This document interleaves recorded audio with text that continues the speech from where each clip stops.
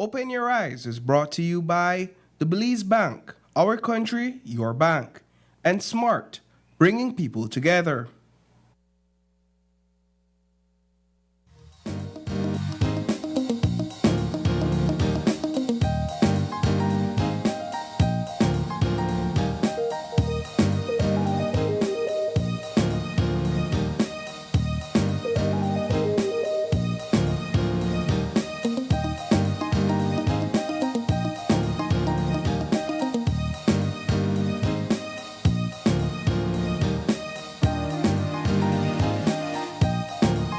Live from the GBM studios in Belize City, it's Open Your Eyes. Start your morning right with your hosts, April Martinez and Isani Caetano.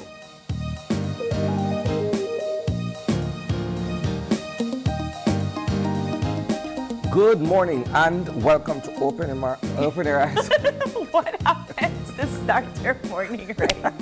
I'm Isani Caetano. And I'm April Martinez. Are you okay? Yeah. You know when I kind of hype up for start off the show? Yeah, and I did the rehearsals in my mind, but then it just came out, All right, no, forgive me. It's Monday morning. It's Monday morning. Man. It's the last week of February. And you know what? For it's very rare that I fumble the ball that kind of way. It's okay, though, because, how long have you been doing this show? People always ask, you've been doing it for so long. Don't you ever get nervous?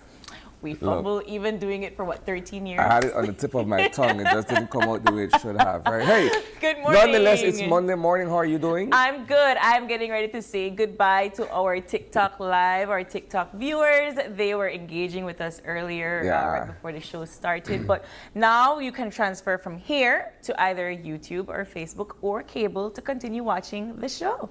All right. Let's see if I know how to do this again.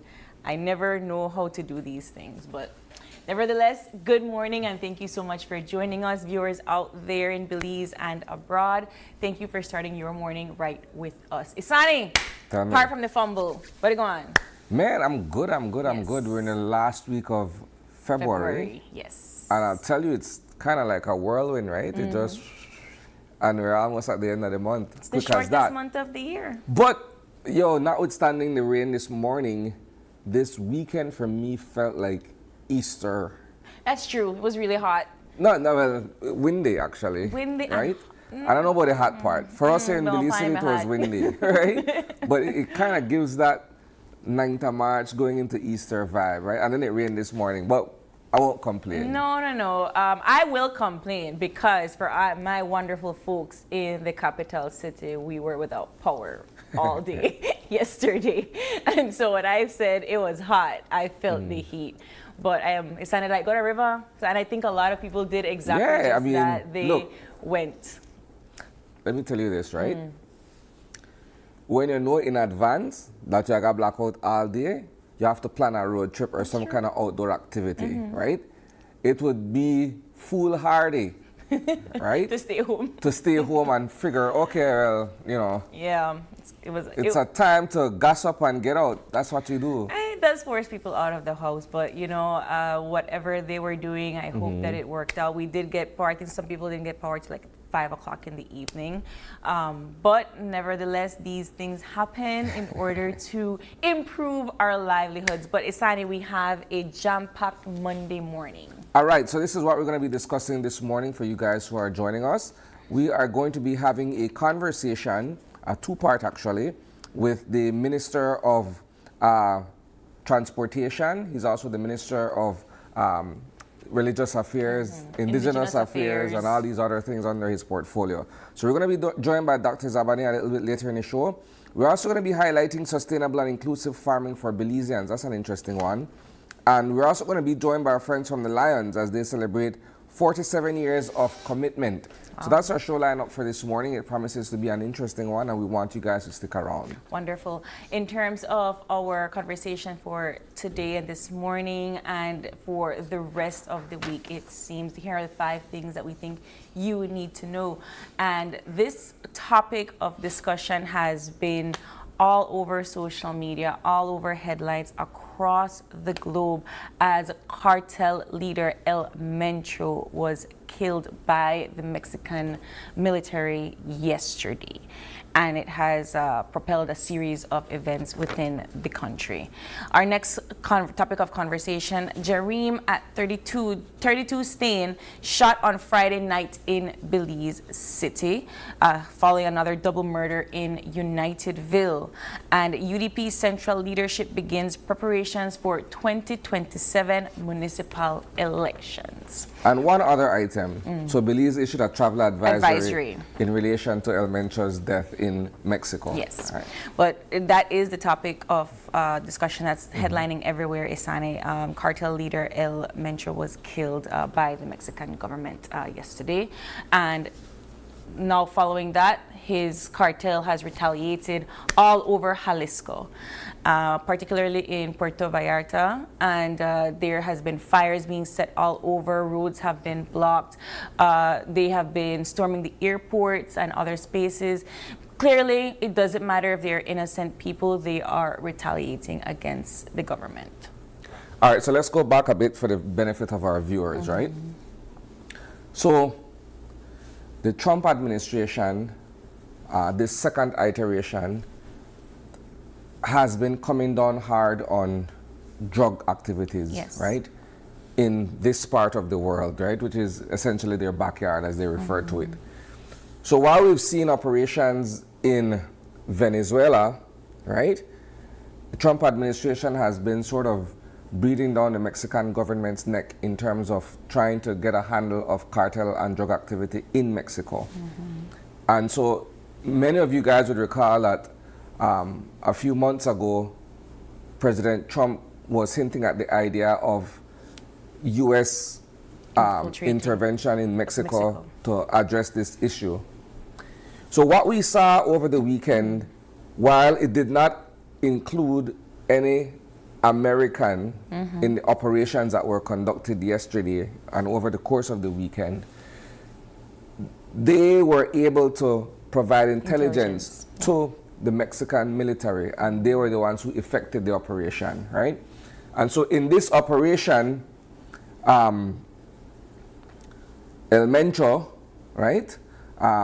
Nemencio Oseguera was injured, fatally injured, along with several others, 3 other persons, if I'm not mistaken. They were seriously injured and well, they died, right, while en route to Mexico City. But the thing about it is that it has triggered all of these reprisals all over Mexico. It's not only in the state of Jalisco, it's the fact that the Jalisco New Generation cartel has tentacles all across the country. So what we're seeing is what we would describe perhaps as a blanket retaliation, right? And as you mentioned earlier, this thing is being covered the world over, right? My feed, all over, BBC, Al Jazeera, everybody's CNN, covering this, right? And it has led to chaos, essentially, in Mexico. I think, you know, when we look at what's happening with drug activity, the Mexican cartels, right? The Jalisco New Generation cartel rivals only the Sinaloa cartel when it comes to drug activity, drug trafficking or narco trafficking into the United States, right? And so while a few years back they captured El Chapo Guzman and now he's in a U.S. prison, there was a bounty of $15 million U.S. on El Mencho's head, right? That's because he was the head of this cartel, and this particular drug organization is arguably the most ruthless in terms of how they effect violence and crime to put forward their agenda, right? So yeah, so Americans provided the information, the Mexican military decided to act on it, and this is what we're seeing, right? One of the jarring things quickly. I was shared an image of an aircraft on fire at the airport and people were just running like, I couldn't imagine being at an airport, perhaps flying out to wherever my destination would be, and then chaos erupts and was- people just scramble. I was watching some of the footage of tourists that are there right now, single-handedly just trying to figure out what to do next as flights have been canceled Yes. to this area from the US and Canada. Some of them that were there for retirement are now trying to figure out what to do next. Some of them were supposed to leave that very same day and now they can't move. But here's my 2 cents on this whole issue. While I completely understand taking out the leader of a cartel in order to try to reduce the amount of drug trafficking within a Well, to address the issue of to drug address the trafficking, issue of yes. drug trafficking. I think that that's only one angle to deal with a situation like this. Yes, you have the seller, but you also have the consumer. And if you still have persons within the United States that are buying and consuming these drugs, there's never going to be somebody that stop you, chop off the head of somebody and somebody else grows out, right? Well, that's There's where I was always gonna going to go. be somebody that takes over. Even Yeah. though he was very ruthless, and I don't believe that there were any conversations about somebody taking his place if something were to happen. Okay. Right? So, all right. But I'm just saying that this is just one angle when it comes to dealing with drug trafficking. So what you're speaking to is essentially the idea of supply and demand. Of course. Right?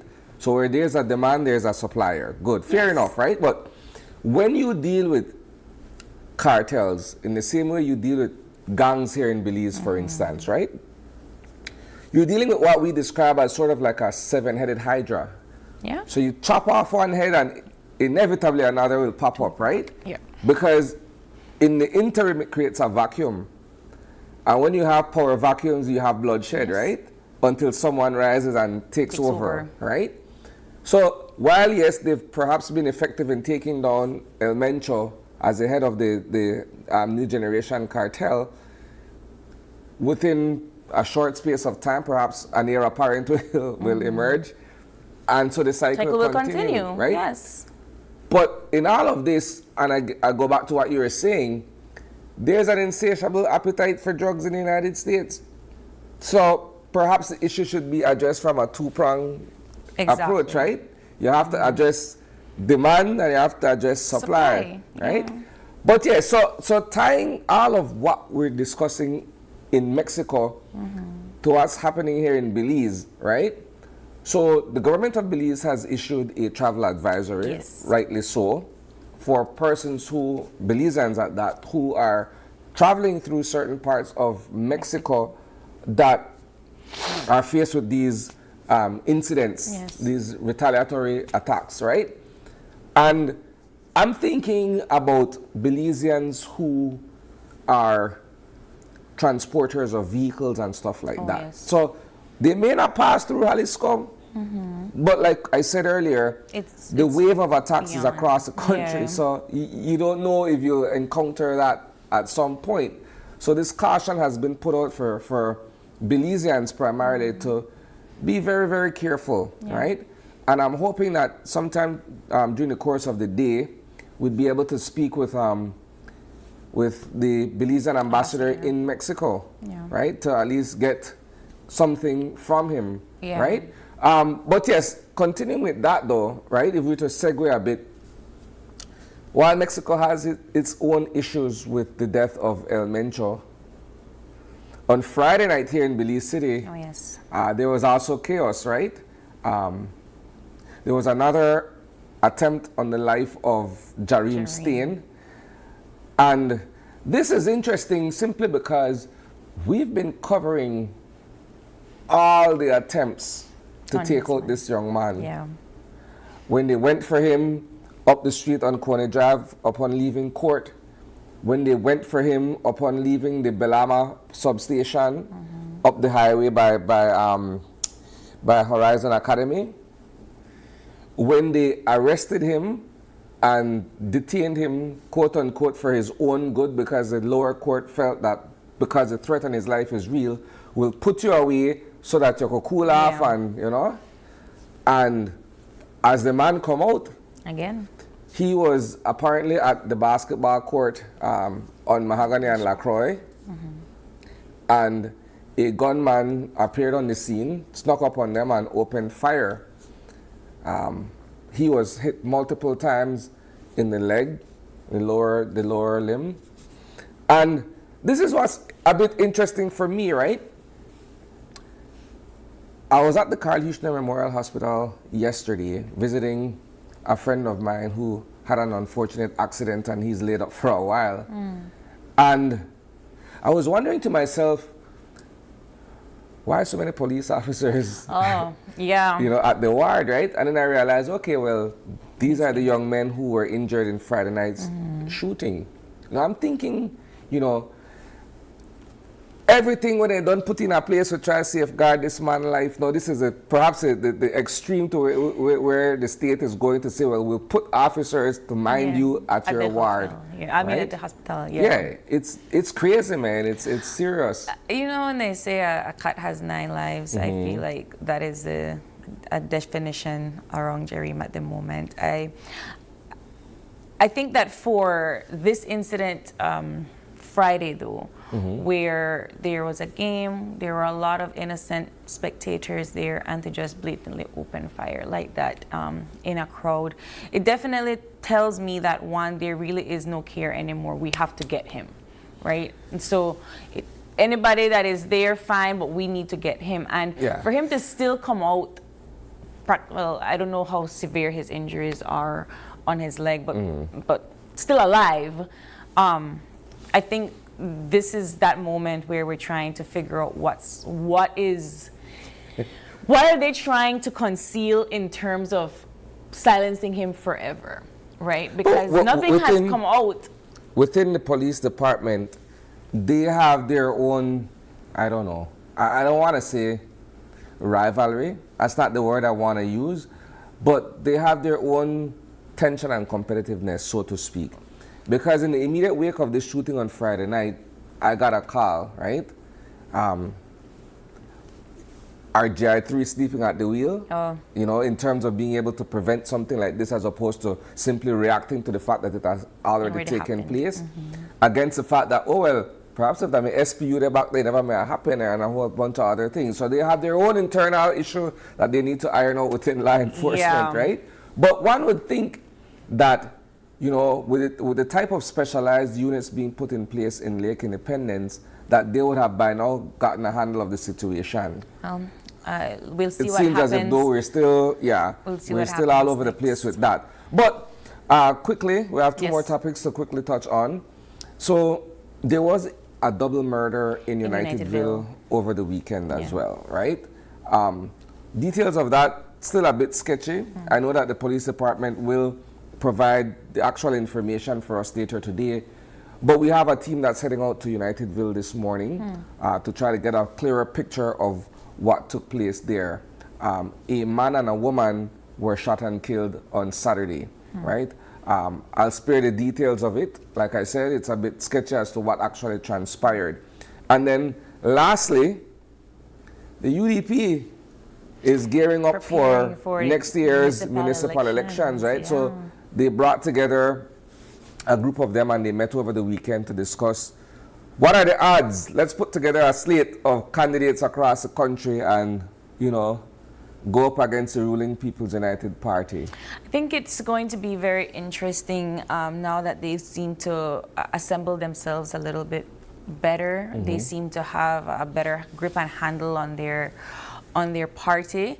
I'm also curious to hear, because whenever we cover municipal elections, we cover until it's actually happening. It would be very keen to hear reports from different municipalities as to their satisfaction level within the past 3 years in their governments, right? Because we think general elections, and we go all out, but municipals are just as important. They are the stabilizing body within all of these constituencies to make sure that things run smoothly and how they operate with their area representatives. So I'm very curious to see what that team for the opposition will look like. Yeah. All right, but that's some of the topics that we think you need to know this morning. Of course, we're going to be sharing a lot more details in our newscast at News at Noon and in our newscast tonight. But Isani, we do have to take a quick break. Yes. When we return, we have the Minister of Transport, Dr. Louis Zabane, here to speak on modernizing public transportation.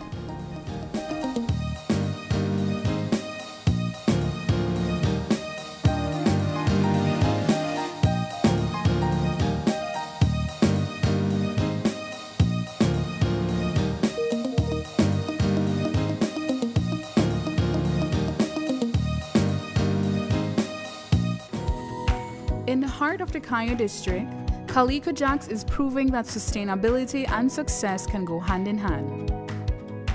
When Calico Jacks wanted to move to solar energy, the biggest difficulty for us was the finance.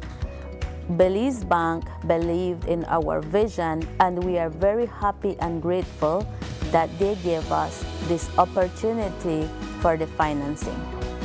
Through the Credit Risk Abatement Facility, a partnership between Belize Bank and the CARICOM Development Fund, small and medium businesses can access financing for renewable and energy-efficient solutions with reduced collateral requirements. Here at SCSB, we're grateful for Belize Bank to make it easier for our clients to go green.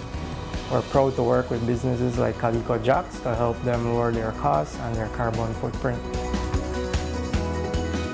At Belize Bank, we are powering Belize's transition to renewable energy, one business at a time. Together with our partners, we're making sustainable financing accessible for all. Belize Bank, financing a greener, stronger Belize. February is all about Honda. Get special pricing and discounts on all Honda products. Enjoy up to 25% off select Honda products and 20% off Honda parts. Don't forget your B-Bucks whenever you make a purchase. Love your Honda is all about deals and discounts on Honda products throughout the month of February. Only at Benquit Equipment Parts Service.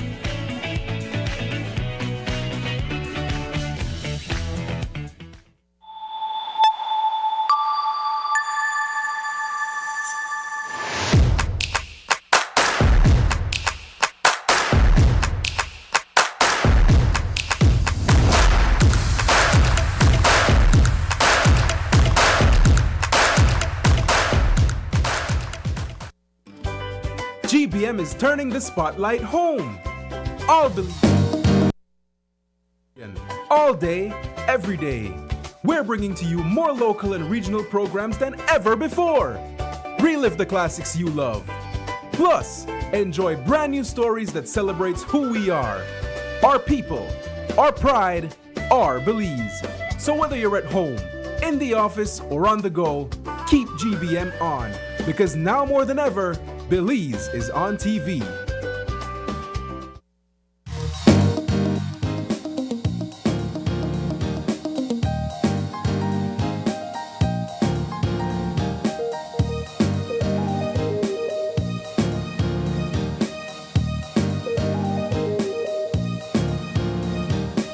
Welcome back to OK Rise. For our first conversation, we have been joined by the Honorable Dr. Louis Zabane, who is the Minister of Constitution and Religious Affairs, Indigenous Affairs, and Transportation. Correct. All right. Thank you so much for joining us this morning, Doc. Good morning. Good morning. Thanks for having me. Thank you very much. And of course, you have your hands tied with all of these different ministries, but we wanted to begin first with the conversation on modernizing public transportation. Now, this has been in the works for the better part of a year since you've assumed the ministry head. I just wanted to first ask about the consultations and how you've gotten to this point. Yes. Because now I understand that there is a majority that is in line with modernizing public transportation, but we still have some that have not come on board. Right. So first, I'll just allow me to say good morning to everyone tuned in across the country, and especially in our beautiful Dangriga Sarawi and Hope Creek area, and of course the people working at the ministry. Yes, we had a press conference last week in which we shared with the public, and we're so grateful to the media and to opportunities like this, because it's important to share where we are. We have gotten to the point where the company has been formed. So a national bus company is now registered, and we are now completing the subscriptions of shares that will go to all the operators who are participating, to the government, and that portion that is there for institutional investors. So as it stands, as we showed at the press conference, we're a little shy of $50 million in the opening balance sheet. Of that, about 19.5 comprises the operator's value, and then about 22 or so, 22.5 for government, and then the rest for institutional investors. The operators, as you know, as you correctly said, we've been working with them since May of last year. We had extensive consultations, both as groups, in groups and individually, where we discussed what would be something that they would support. We didn't get 100% support. At this point, we're at about 65% of the market. Because the way we measure it is not just that, by number of operators, but by how many miles they cover with their road service permits. So the ones who are in are the larger ones. For example, we have James, we have Westline, we have Floralia, we have Silvers, and quite a number of others that added up to 18 about 2 weeks ago. Then one smaller one that just a person has one run decided to stay out, and that's quite fine because this is voluntary.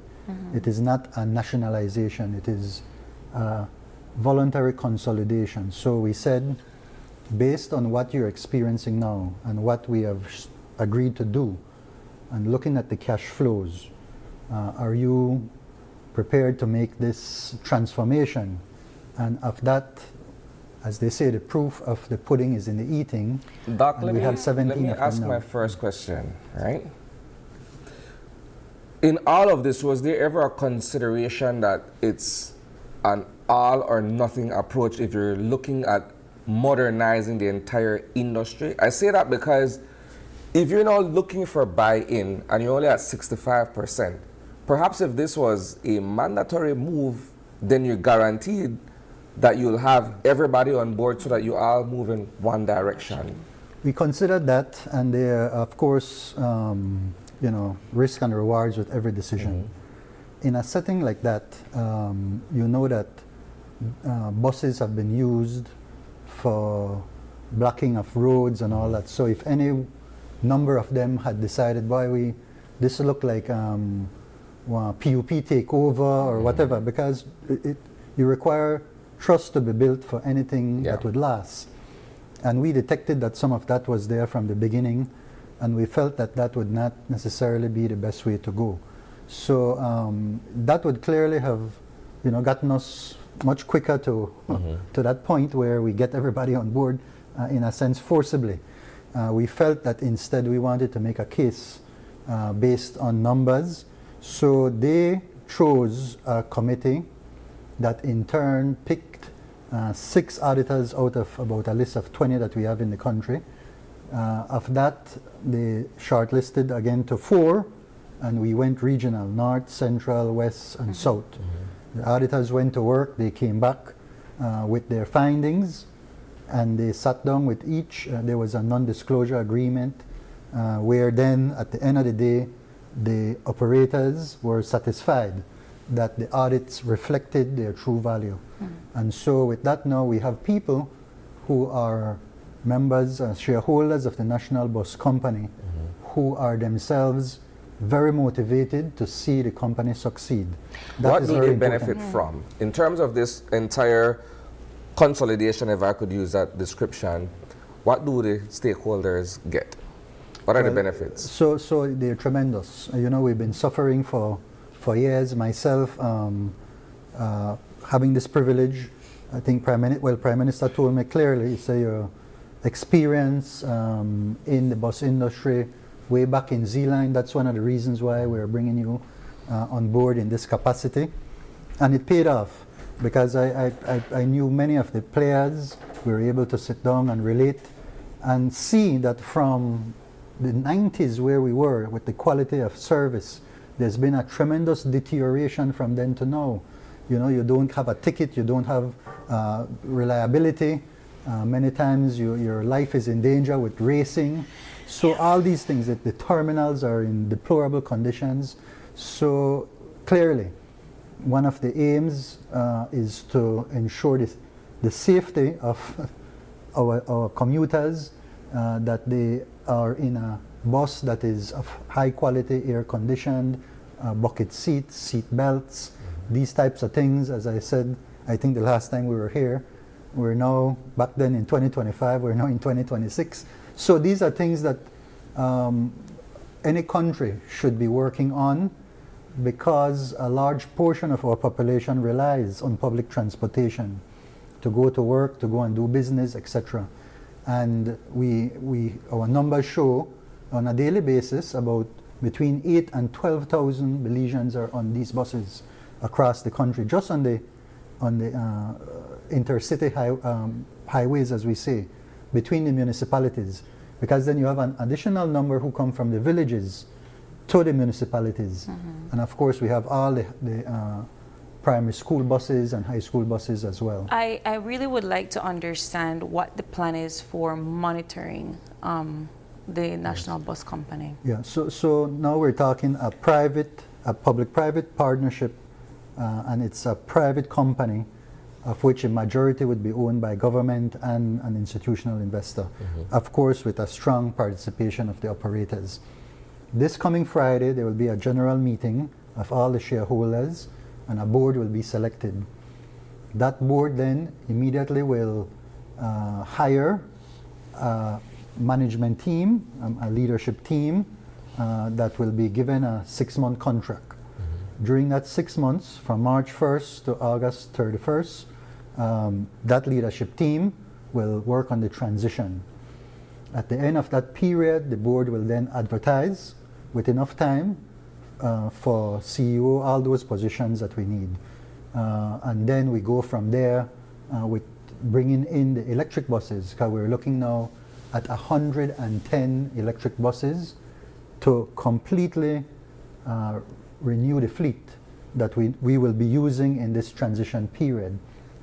And so it is that management team now that will put in place certain innovations to us that are now common in most national transport system, bus systems. So one that will go in that we've already piloted here in Belize City with the electric buses is the cashless system. So now, over that 6-month period, we'll be working with the public to gradually introduce the cashless system, where you get a card, you can tap it up, it's going to be driven by Digi, and you tap your card and you get into the bus. And bus then pass, yeah. And then you tap on the way out, and so you know what you're supposed to pay, or what is charged. Then we have cameras in the buses. The cameras you can see inside the bus and in front of the bus. And that helps us to monitor where they stop, who gets on, gets off, all those things. Then that's part of the tracking system. The tracking system also in your monitoring room with large screens, you would be able to see the whole map of Belize, all the highways, and know where every single bus is in real time, and be able to monitor its speed and all that. In addition to that, when a driver gets in before the ignition can come on, you have to swipe a card so you know which driver is with which bus, and then you can monitor their performance as well, how they're handling the bus, etc. So a number of things that are out there already and that we will incorporate using technology. In the face of this though, and it's all well and beautifully put out there, 35% of the industry is saying we're not upon that. Isn't it perhaps a bit counterproductive for them, Yes. that they wouldn't want to be a part of this modernization process, because at the end of it, Doc, it's about customer satisfaction, right? Yes. Me, an average person, I get on a bus, and if all of this is being proposed for us to be able to enjoy our commute, then why would others not want to buy into something like this? Well, absolutely. I believe that all customers have shared that view strongly as well. So what we have said, and we've said this publicly and privately to them, your road service permits have 18 conditions. We have upgraded a few of those to meet with the times. Some of them are very basic. You have to have a spare. You have to have a fire hydrant mechanism to be able to deal with any outbursts of fires which we've seen, right? Your equipment must be of a certain standard, right? Your timeliness between point A and point B. All those things. And we, right on at the beginning, I believe the public knows this, we were at number 6, and practically all of them would have to be shut down because of the infractions we see every day. Yeah. So we've made it clear, and we've given everybody enough time to be able to prepare themselves. Something else that we've discussed at Cabinet, and I'll be putting forward a Cabinet paper, is that over a period of time, the intercity buses, those that run between towns and cities, will be given a certain period of time, perhaps 5 years, after which they will also have to have electric buses, right? So that everything is on par, right? The National Bus Company has a certain standard. They have to meet or surpass the standard. So we've said to those who have not joined in, no problem. If you feel that you can meet the standards and that you are able to serve the customers in the way that the customers deserve to be served, great. The Ministry of Transportation, in fact, would have an obligation to be able to work with you and monitor that you are able to get to that level. But you're saying you want to do it independently. That's fine. Go ahead and do it. But if you don't, then expect that the laws will be applied to you. Is it because they're not foreseeing that they would have a high profit if they join the National Bus Company? Some of them said, I want to see if it's going to work, right? It's a matter of trust. So some of them say, well, I'm not sure. Others were blunt and said, sadly to me, because of a case in which disproves their reasoning, either UDP, I don't trust that you ever do anything for me. In fact, one of the operators up north is the shadow minister for transportation for the opposition party. No problem. But we've said, despite that, we can still work together. In fact, the second largest bus operator is a senior member of the UDP. opposition party, and we have worked very well together. That person, Mr. Truk, who stood up in the press conference and spoke of his faith in this venture and the fact that he can only see that this is Perhaps going to to take his us in the credit, right direction. this is only an assumption on my part here. Perhaps to his credit, he's a businessman first, and he could trust a sound proposal as opposed to politicizing the thing. Yeah. Well, yes, and he was a part of the work to bring everything together. His inputs were valued and will continue to be valued.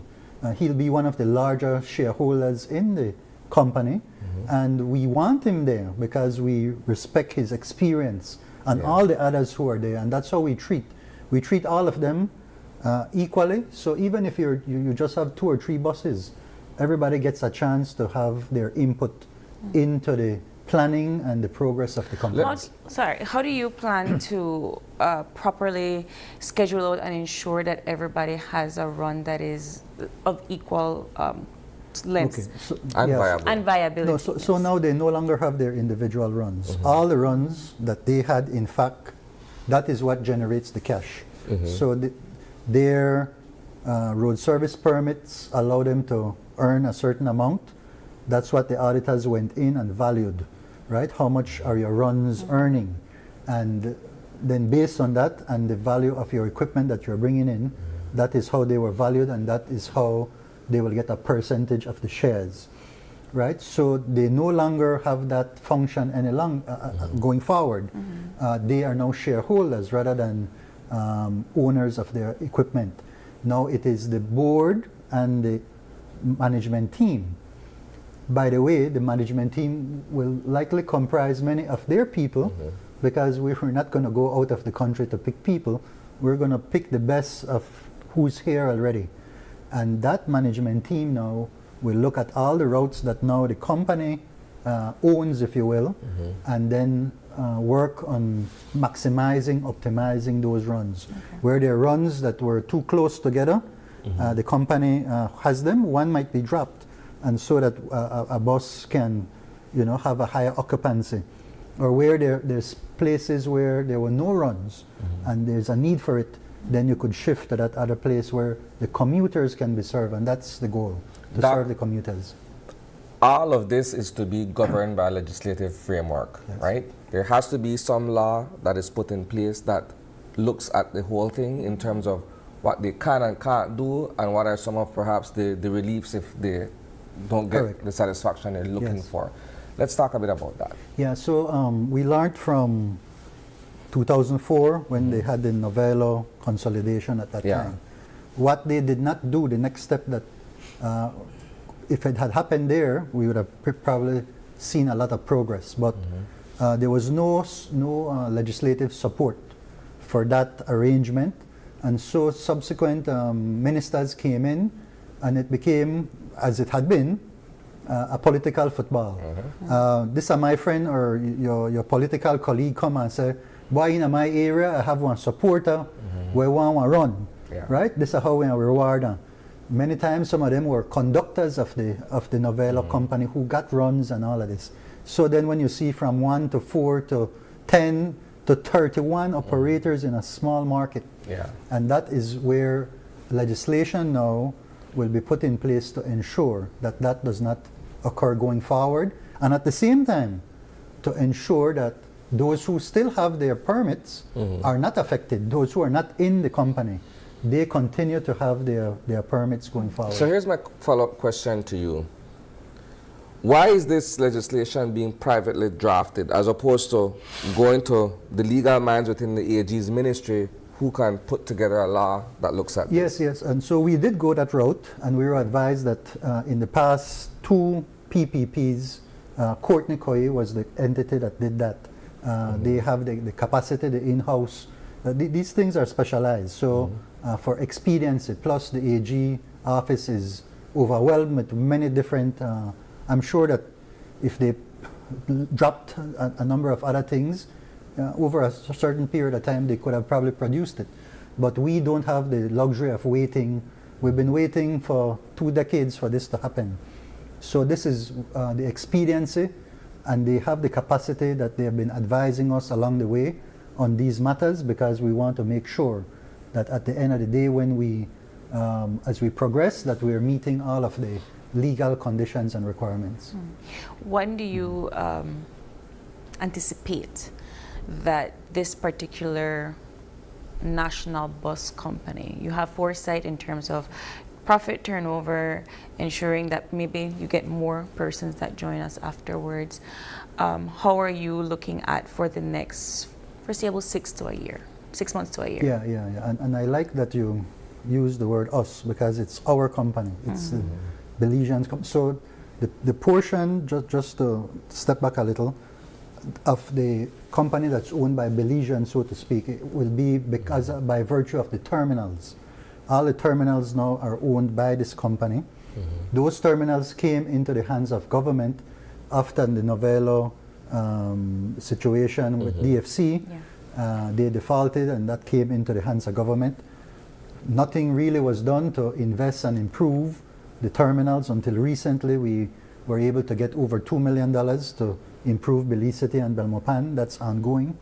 And so going forward now, we are making sure that we have, number one, a top management team. We want the best people there to lead. With those technologies, we believe that we'll be able to have that sustainability in place. And secondly, we have a training program, an extensive training program, because when the buses are out there, they're in the hands of the drivers and the conductors. We have to make sure that our drivers and conductors are properly trained. So we will be opening a driving school for bus drivers. We want to make sure that those bus drivers that are there get the full opportunity to continue with National Bus Company. However, they will not have us held over their knee.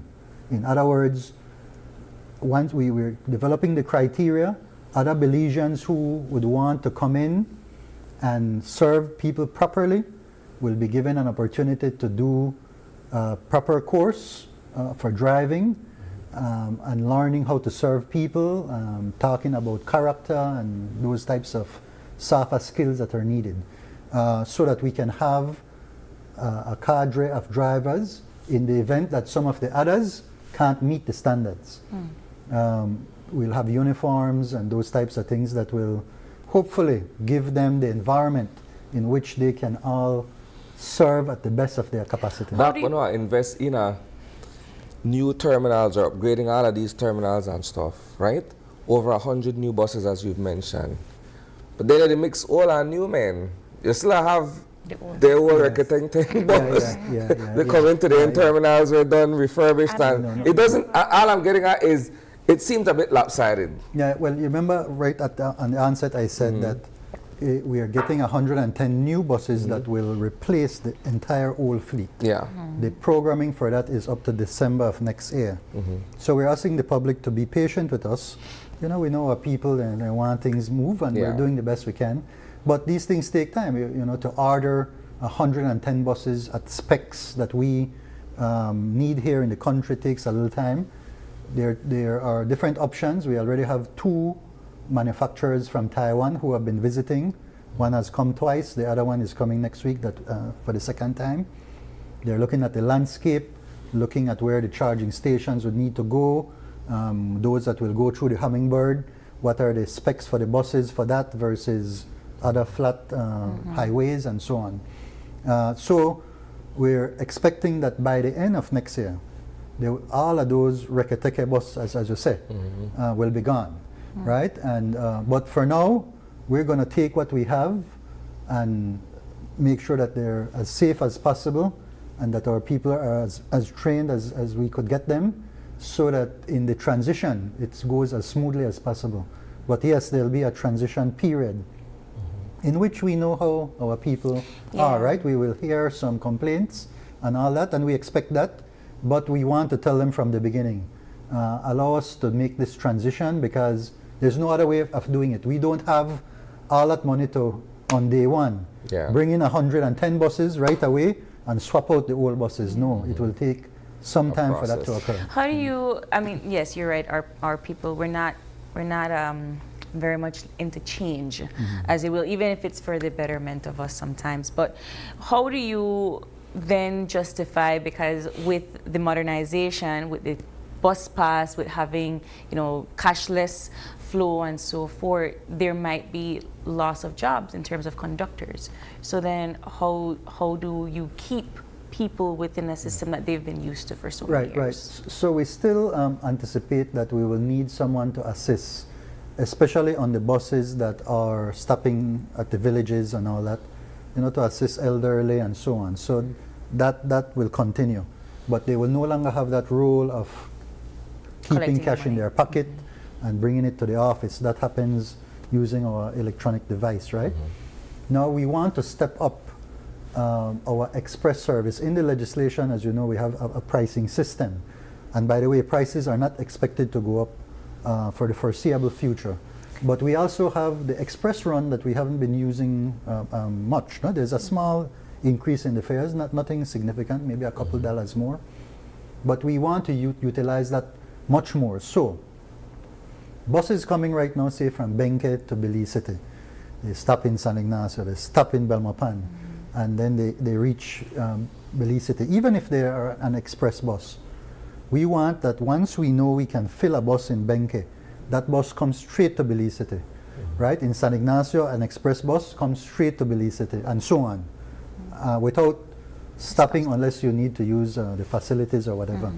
From Orange Walk and Corozal, the buses from Corozal come through Orange Walk. And because of the competition, you see, they want to stop and pack their buses. We don't have enforcement. They want standees. And all these things adversely affect the quality of service to our people. So we want to schedule the express buses, air conditioned. All the buses will be air conditioned, bucket seats, seat belts. Even we're looking and discussing with Digi to ensure that we also have Wi-Fi on the buses.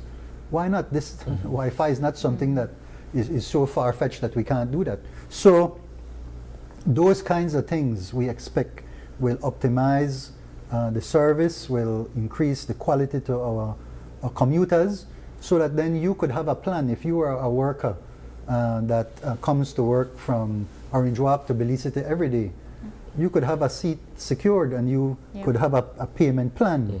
All of these things that we see when we fly on planes and all of these things, right? So those are easy things that could be done if you have the infrastructure and the people in place.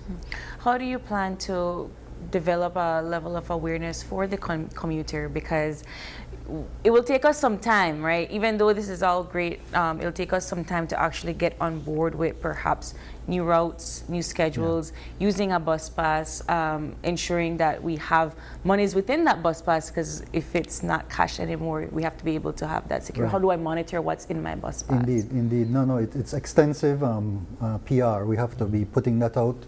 There are certain companies that do this, that are already discussing and working with us to prepare these ads for television, radio, social media, of course at the terminals, in the buses themselves. So we want the public to know nothing. We don't have anything that will surprise them. All of a sudden you go and the bus not there. No. We are, on the contrary, going to be ensuring that people understand how this is flowing.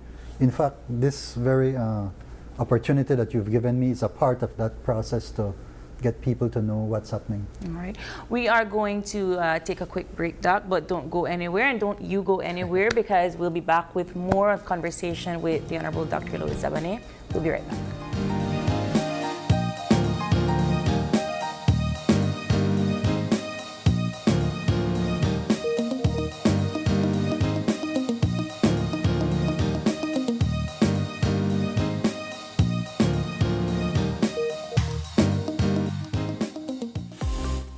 Tech Systems understand that technology isn't just a tool, it's a game changer. At home, smart devices and AI are revolutionizing daily life. In education, tech is making learning more interactive and accessible for students and educators alike. For businesses and government, it's driving innovation, streamlining operations, and unlocking growth, leveraging tech for better services, infrastructure, and security. At Full Tech Systems, we help you thrive with cutting-edge solutions, partnering with leaders like Dell, HP, Microsoft, APC, Fortinet, Cisco, and Tomy. We deliver the right products for your needs, whether it's boosting efficiency, improving customer engagement, or scaling operations. Connect with us and let's drive innovation together. Full Tech Systems, your technology center, where you come for the price, but stay for the service.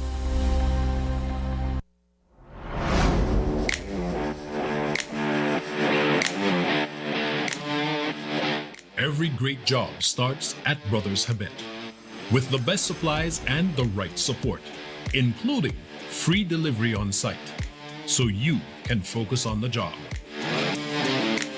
Brothers Habet, working with contractors since 1983.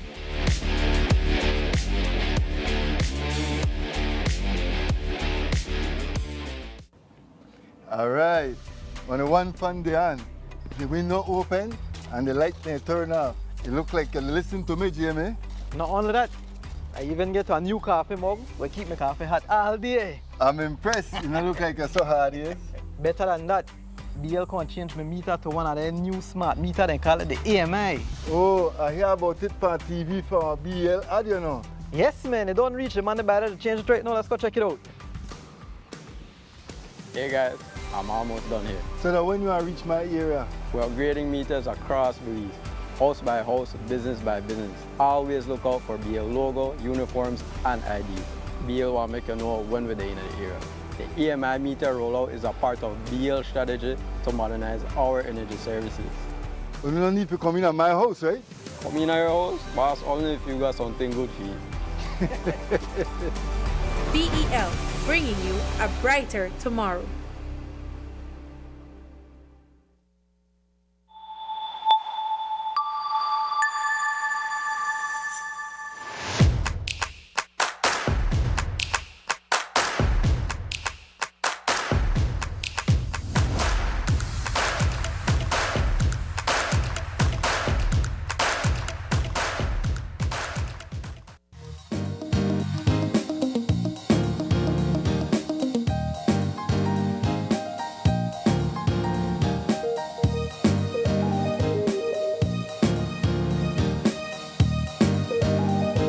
And welcome back. We're continuing our conversation with Dr. Louis Zabane.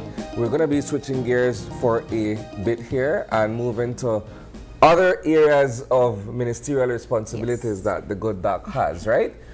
On Friday, there was a religious affairs retreat, and I was surprised to see that quite a number of our religious leaders were in attendance, and they were looking at the church-state dynamic, if I may. And out of that came some interesting positions. Let's talk about that, Doc. Right. So this is a third meeting, if you will, with the Christian community. We met first with the traditional churches, the Catholic, Methodist, Anglican churches, and then we also met with the evangelicals, right? So we decided in those meetings that we wanted to meet the entire community to be able to prioritize some areas.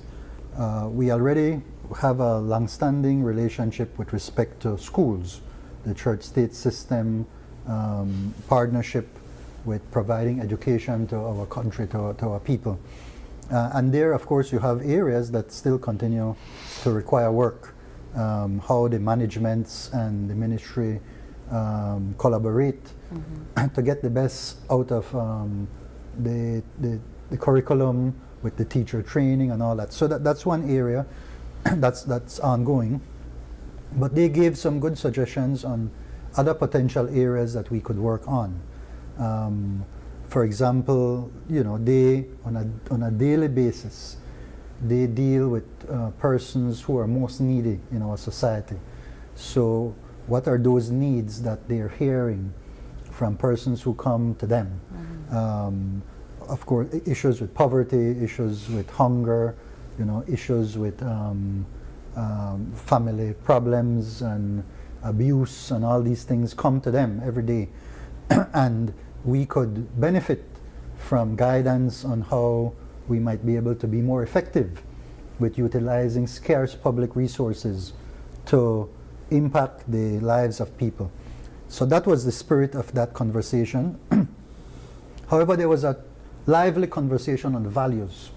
Where are our values? The values of the leadership of government and the values of the churches. And of course, there's a vast majority of common values.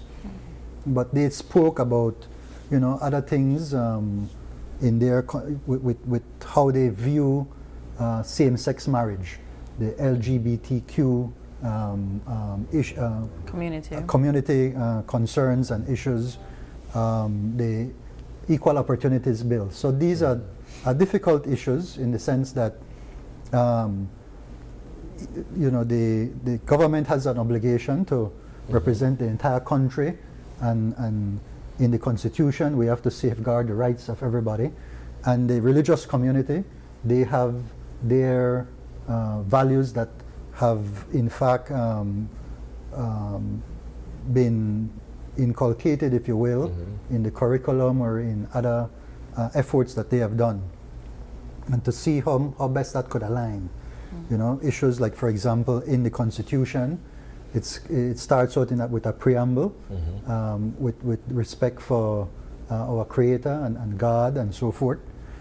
So if the Constitution is saying this, then how do we align with some of the other values that they have? So these are some of the tough questions that we were just looking at that meeting. How has this particular ministry been able to do a proper consultation, and not just the leaders and heads of these Christian spaces, but we are a multi-spiritual, multi-ethnic, multi-religious country. Multi-denominational. And we have more than just the Christian communities. I don't even know what percentage makes up a majority of any of these groups. But with that said, developing a balance to please everybody within a religious state, you're talking about morals and values of people. Not everybody has the same shared beliefs. Right. So how are you able to develop a policy or something clear that fits everybody? Yeah. And we also met with the Muslim community as well. I think for the first time that was done. We met with them maybe a month ago and continue to be in communication with them. But that's precisely why in this case we had Council of Churches and Evangelicals, all the denominations were pretty much represented at that meeting, at least from the Christian side. And then we have as I said, other religious groups that we're also meeting with. And then we may even have traditional ways of spirituality that are coming maybe from centuries of practice. So while I have my well-known being a Catholic and all that, however, as the Minister of Religious Affairs, I have to be as fair and balanced as I can to find common ground and to say these are things that clearly we can all work on together, right? Basic values, things like promoting hard work as a basic thing of life, that it's a good thing to be out there and to become productive, like George Price used to say, right? Wake up and work.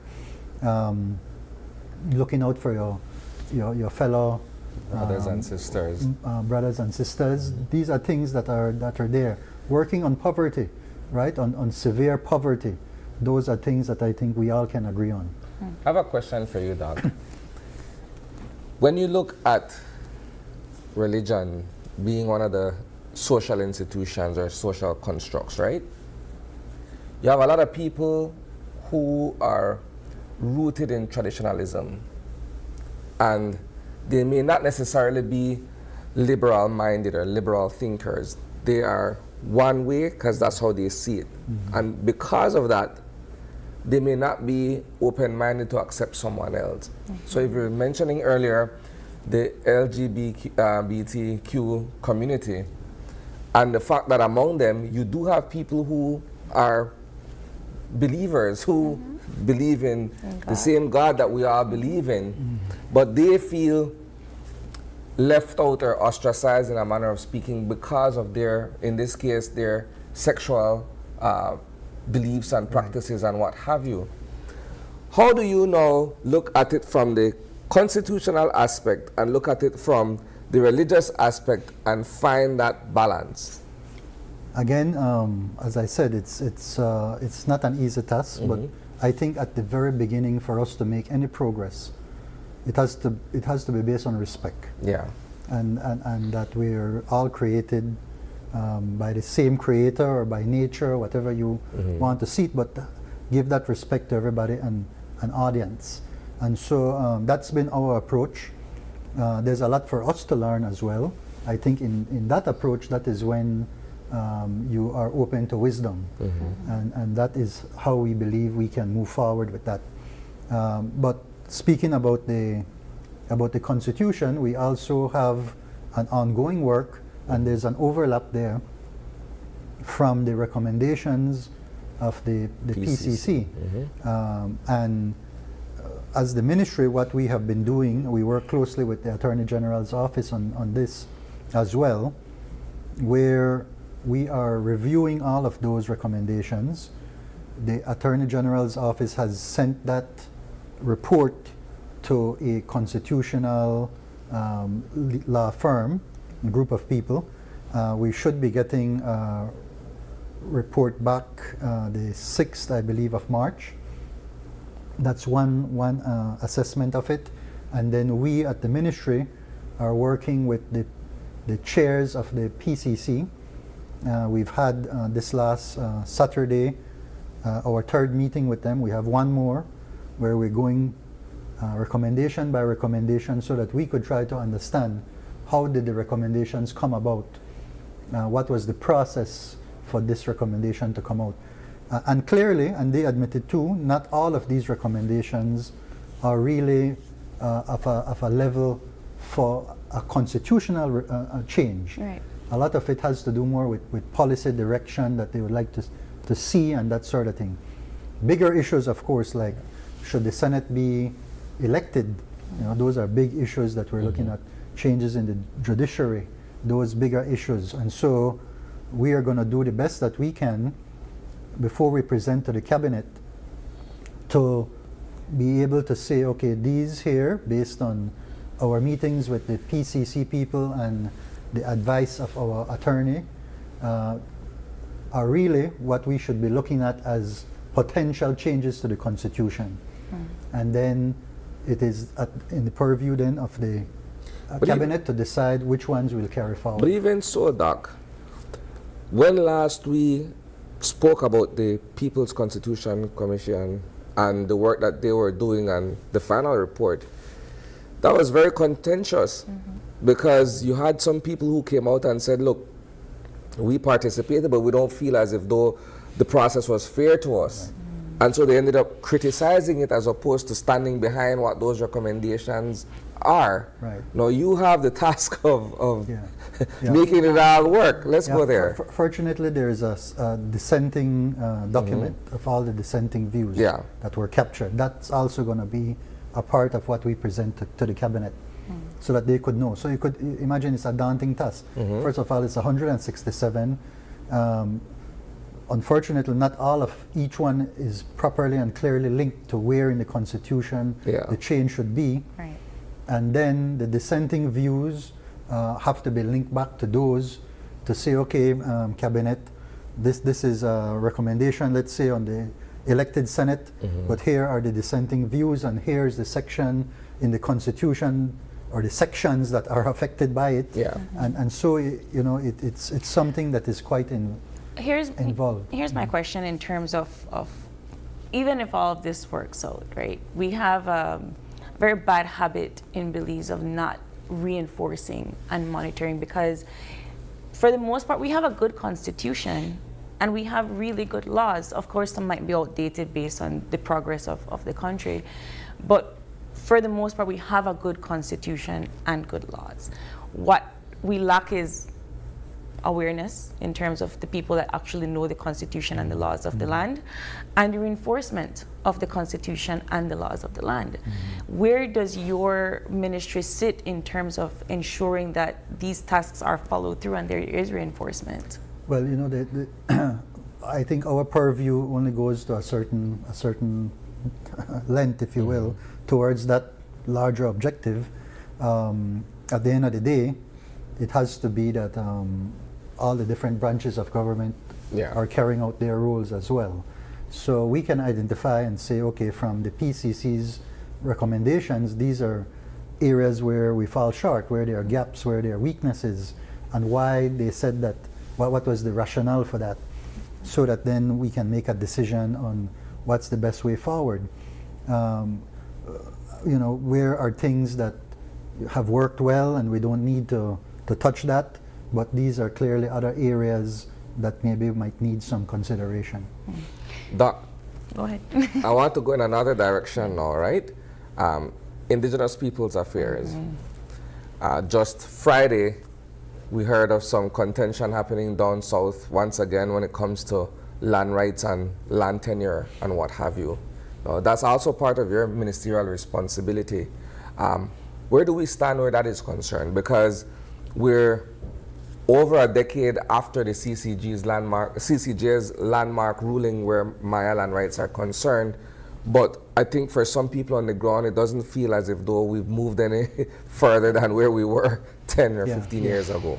Yeah, so again, when we came in the new term and I had this opportunity to work with the various stakeholders, we immediately went in to try to understand what's going on the ground.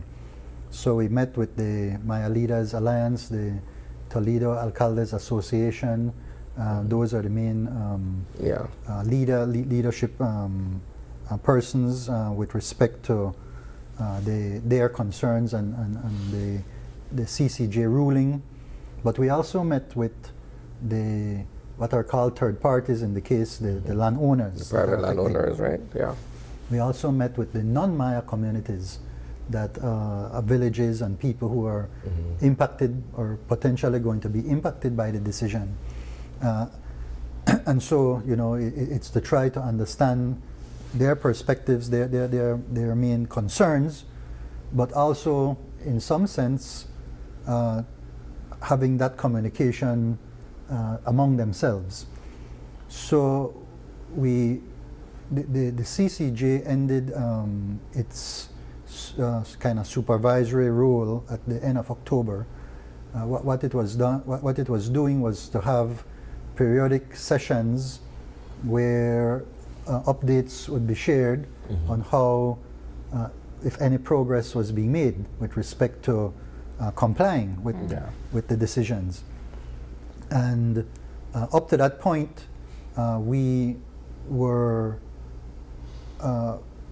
going to put into place the review panel portion of the work plan that we have. So that review panel is comprised of 2 members of government and 2 members that the Maya leaders choose. And it is to review draft legislation based on the government's attempt at compliance. In that draft legislation, at this point in time, we have some specific things that have been placed and to a large extent rejected by the Maya leaders, which would be looking at the area around their villages that they believe are communal areas. From their perspective, they wish the country to know, through meetings with us, that their practices historically have been to utilize in a sustainable way the forests and the rivers around their villages. And so while other communities might see their village just for the purpose of owning a residence, and you catch one bus and you go work at the city, well, that's your village right there, right? For them, they have the forest, they need to get material for housing, they might do hunting, medicinal purposes, and therefore their position is that you need a wider area for them to continue in their traditional way of living. Now here comes in the fact that, say from the 30s or 40s or 50s, people have gotten land in that area, title land or lease land. And so how do you address their rights? And then you have a non-Maya village that is bordering or close by, but that their communal area overlaps. Then what do you do there again? That was the issue this weekend. That's Yemery Grove and Laguna. Yes, that as well. Right? So what we have had to do is first we also formed recently we have a committee in cabinet, subcommittee of ministries related to this case. And so we got technical people from that committee. We have Ministry of Natural Resources, obviously for the land issues.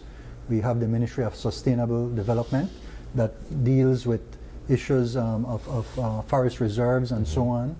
We have to have now the national security because of the tensions that are going on. And then we have the area reps that are in that area, and then our Ministry of Indigenous Affairs.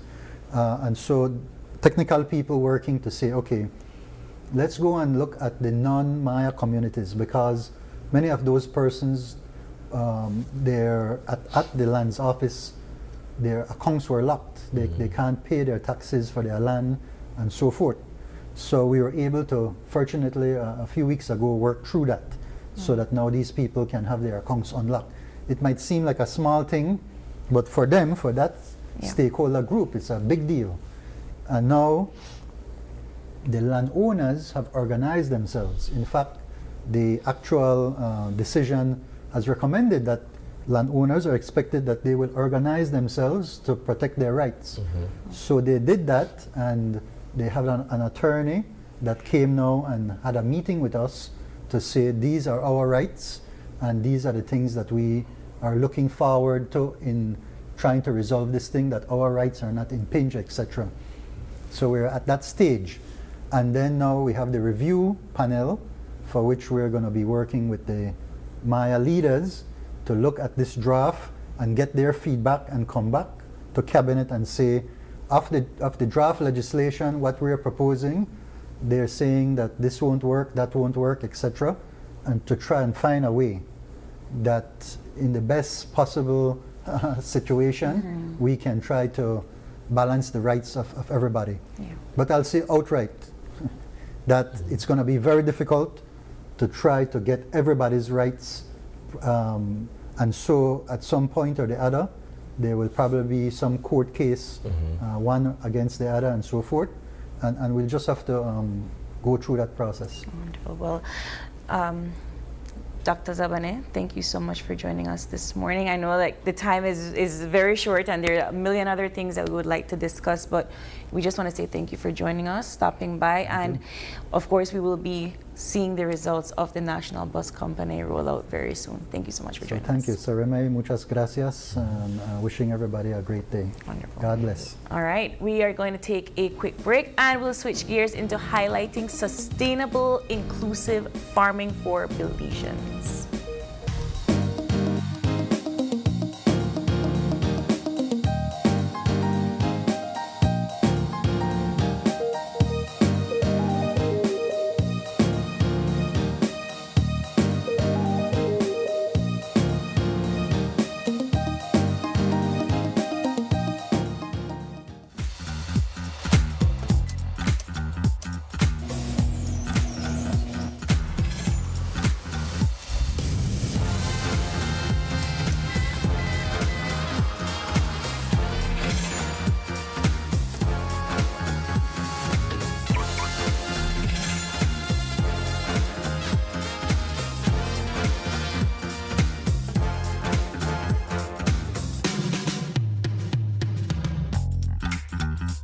Presentamos BB Insurance, hecho para Belice. Tu seguridad, nuestra prioridad. Finally, a postpaid plan for 3 people. Introducing Smart Trio. Why pay for mobile service alone when you can share and save? Get unlimited national calls, texts, plus 100 gigabytes of shared data. And the best part? It's only $135. That's right, as low as $45 per person. Perfect for small families, couples, or close friends. Smart Trio, 3 lines, 1 smart choice. Sign up now and you could win a Trio getaway to San Pedro for 3. Visit us at www.smart-bz.com for more information or sign up at any showroom today. Smart, bringing people together. Unwrap the joy of crystal clear picture and sound from Iowa, the brand that offers you affordability and exceptional quality. Iowa has a wide range of exceptional products to choose from, such as TVs, speakers, headphones, home appliances, and much more at affordable prices that won't break the bank. Enhance your audio-visual entertainment experience with Iowa, and for your convenience, parts are readily available in country for hassle-free maintenance. You can find Iowa products at your local electronics store countrywide. Choose Iowa, the best in home entertainment and household appliances.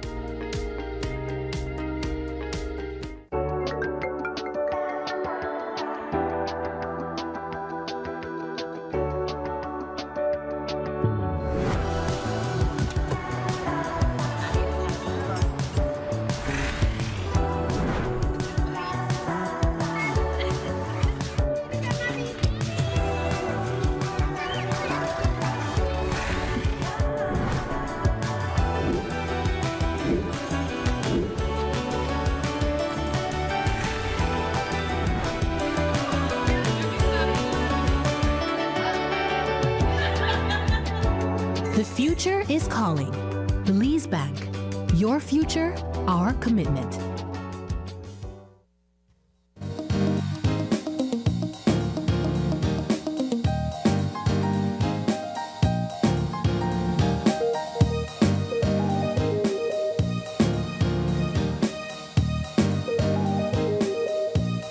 Welcome back to Open Your Eyes. We are switching gears to our second conversation, and we have with us the folks from Sustainable and Inclusive Belize. You're here to talk to us more about their project. We have Debbie Alfaro, and she is SAIB Project Manager, Central Executing Unit at the Ministry of Finance. And we have Levi Scholl, who is the SAIB Supervisory Coordinator at the Ministry of Agriculture, Food Security, and New Growth Industries. Good morning. Good morning. Good morning. Good morning. Let's talk about SAIB. It rolled out in 2024, but now we are highlighting what the project is all about. Yes. So the Sustainable and Inclusive Belize, the objective of the project is to increase the income and also to promote sustainable livelihood for the agriculture and tourism sector. So we have two different main activities, but today we are here to talk more about the agriculture. And I think probably last year we had the tourism component, and I think they were here also promoting. So now in 2024 we started with the project. We already have the first cohort of farmers that are benefiting. They are receiving technical assistance and also financial assistance. So now we are looking for the second cohort of farmers. So we have an open call of application from, well, starting today, February 23rd up to April 15 is the deadline. But we will be doing some community outreach for 2 weeks. Okay. What is sustainable and inclusive farming? And those are people throw out them the words all the time, right? What does it actually mean in this particular project? Well, basically, as the name refers, it's sustainable. We all know that, well, Belize or worldwide, we are being affected by climate change. So one of the main objectives of the project is to ensure that farmers they start to adopt sustainable practices in the agriculture sector, so that they can be able to increase their productivity and also maintain the quality. So farmers, through this project, we are financing or promoting the practice of climate smart practices. So there's been a lot of buzz about climate smart practices. We've covered extensively some of the resources that have been put forward in terms of bringing farmers up to speed with these practices and what have you. Has there been any sort of a reflection or an evaluation as to how effective this has been or this is being? Yes, indeed, that's correct. The way how the project is designed is that we as the supervisory team, we have different levels of supervision, or ensure that we validate, ensure that the farmers do invest in whatever agreed intervention. The project is designed in a way whereby the farmers are involved. It's an inclusive project. It has to be participatory. They first have to, we do a farm plan, and the farmer have to identify and say, okay, this is my shortfall in terms of wherever he needs assistance. So there's we do a farm plan, and then also we need to do an investment plan, where the farmer agrees that this is in the intervention to be engaged in. And the funds are disbursed. They need to purchase whatever equipment, whatever is agreed, and then we implement the project. We have an implementing entity.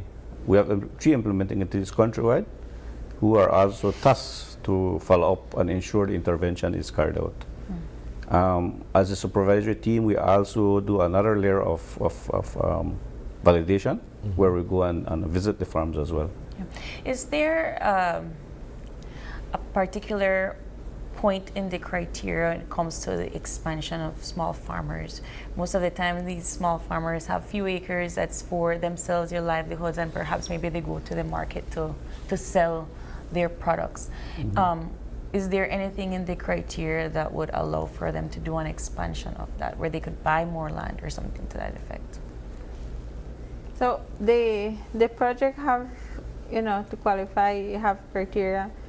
The first one, the land tenure.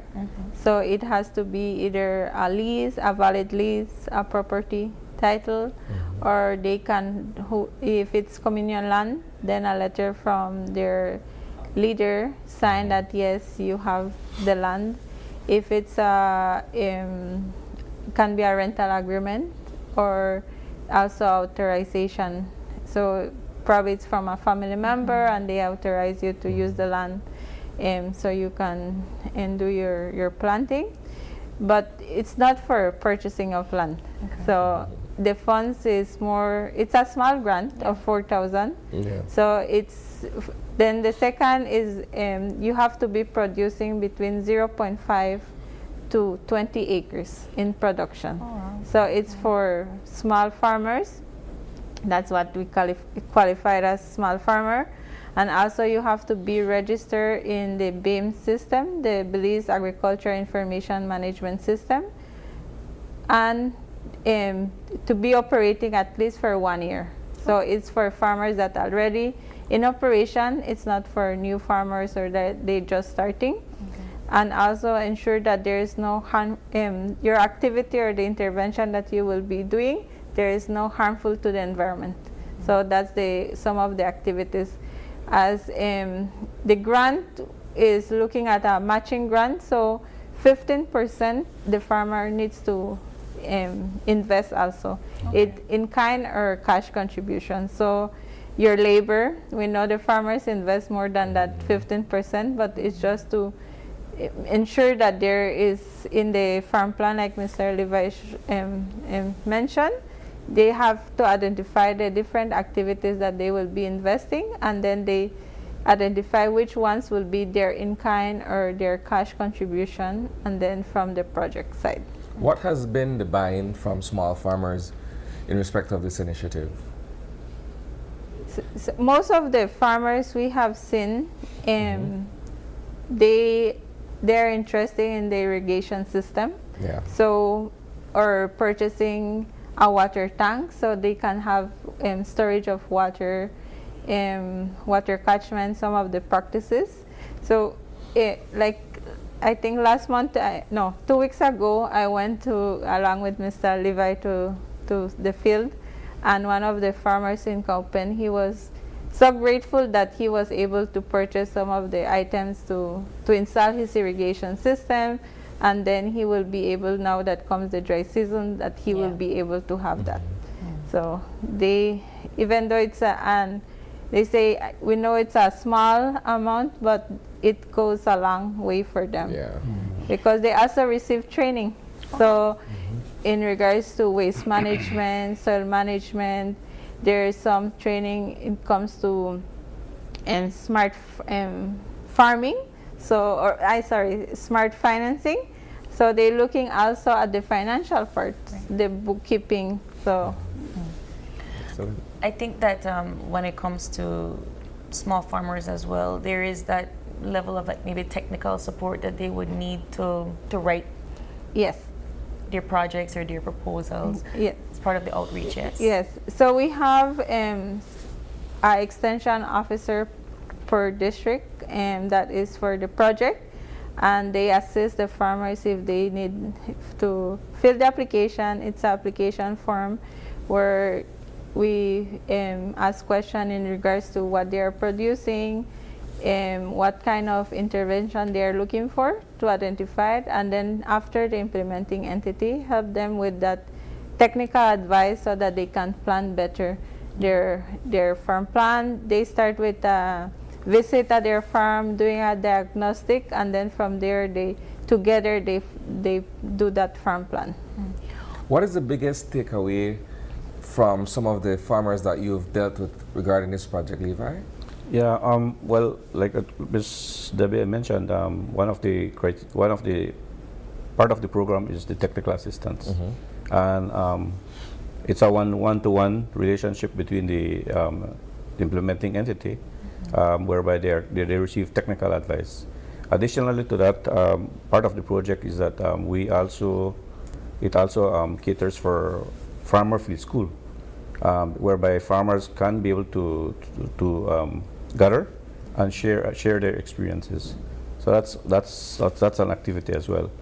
The project also does, or we're doing some exchange programs where we can bring farmers from, let's say, Toledo, bring them to Cayo so that they can be able to visually see how the irrigation system works.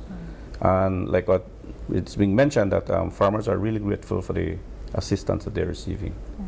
What's Saib's overall goal for impact when it comes to carrying out these projects? The overall objective is one, like we mentioned, it's to increase the income of farmers.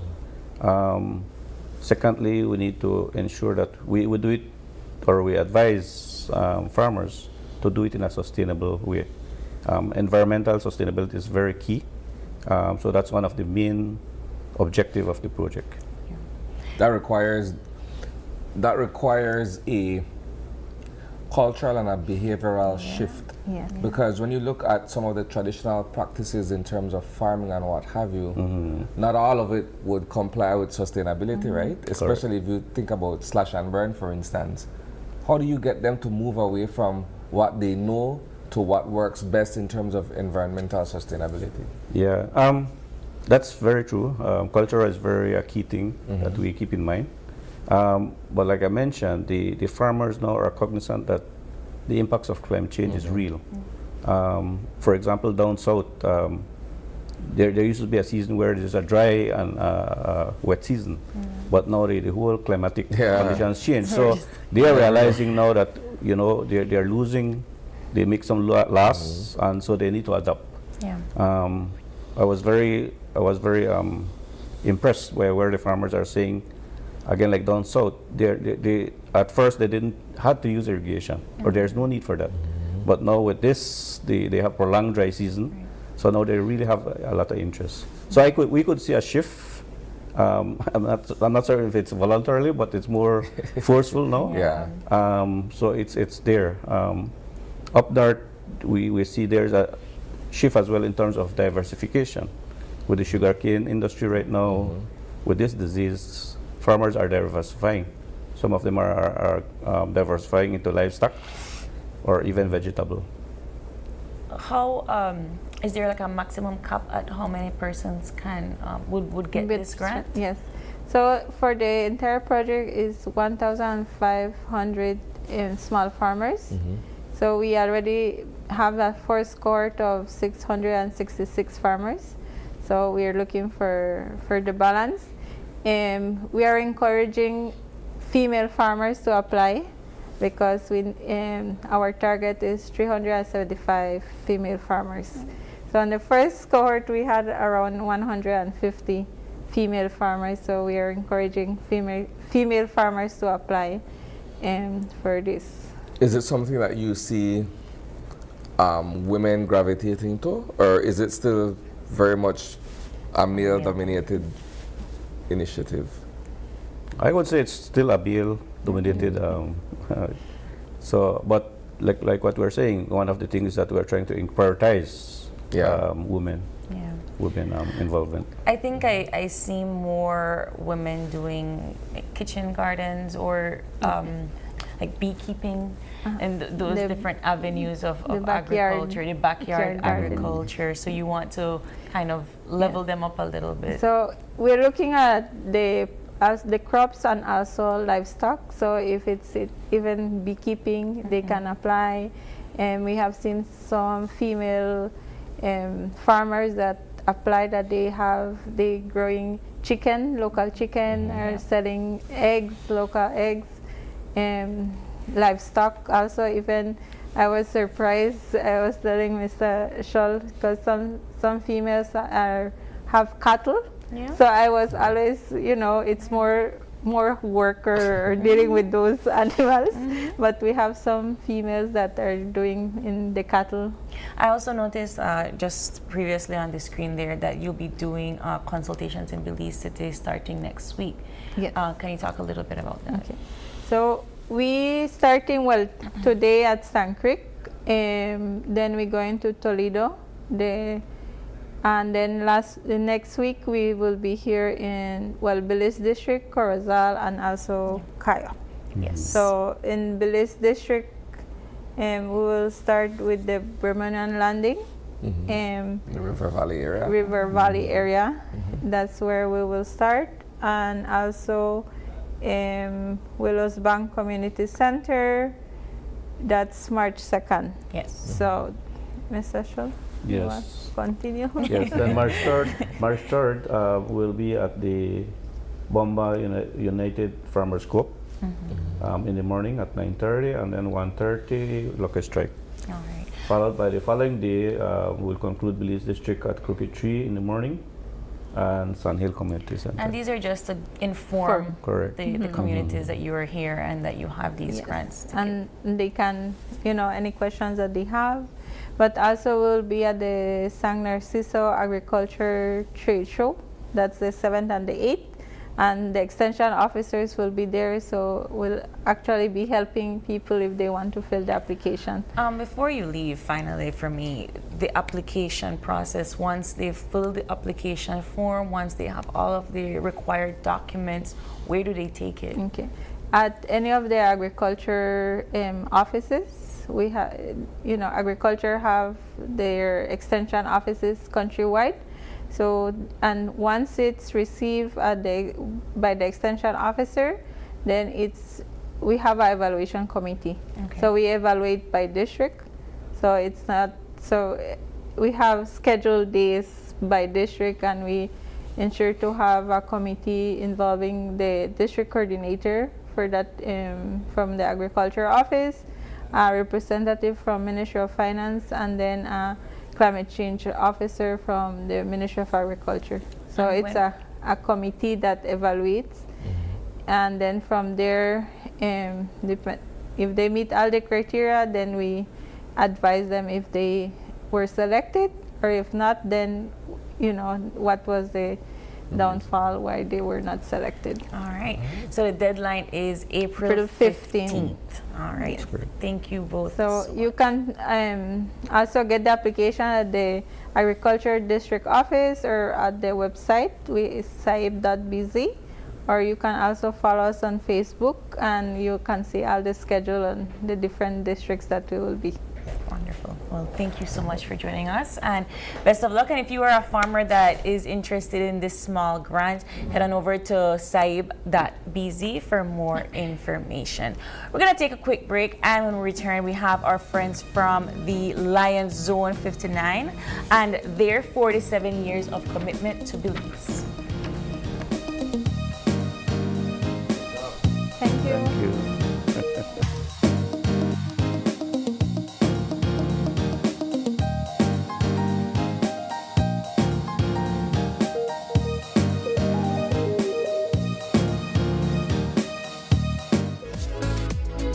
Man, that's me. My data done, and I really need to get my order out today. Really? Well, you can join our smart group plan.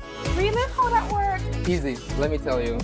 Whether it's family, friends, or your small business, we've got the perfect plan for every group. More members equals more savings, more connections. Smart group plans bring the connectivity you love to you and your circle. No one gets left behind. Explore Share One package option and add on unlimited data, calls, and SMS for the entire group for less than $50 per member. Visit any smart showroom countrywide or email sales@speednet-wireless.com to sign up today. Smart, bringing people together.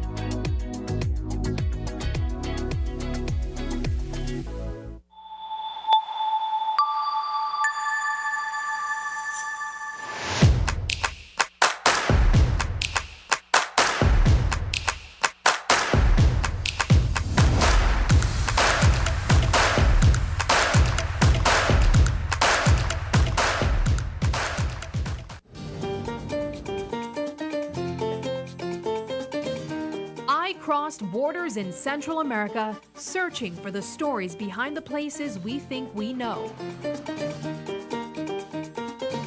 I'm Sabrina Daly, traveling as a Belizean, curious about the culture, the people,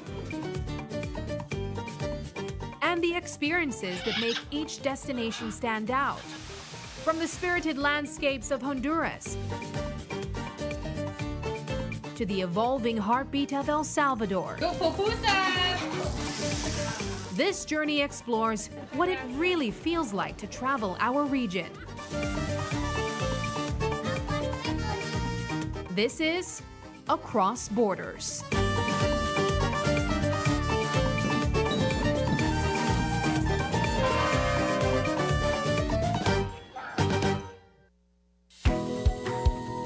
In the heart of the Cayo district, Calico Jacks is proving that sustainability and success can go hand in hand. When Calico Jacks wanted to move to solar energy, the biggest difficulty for us was the finance. Belize Bank believed in our vision, and we are very happy and grateful that they gave us this opportunity for the financing.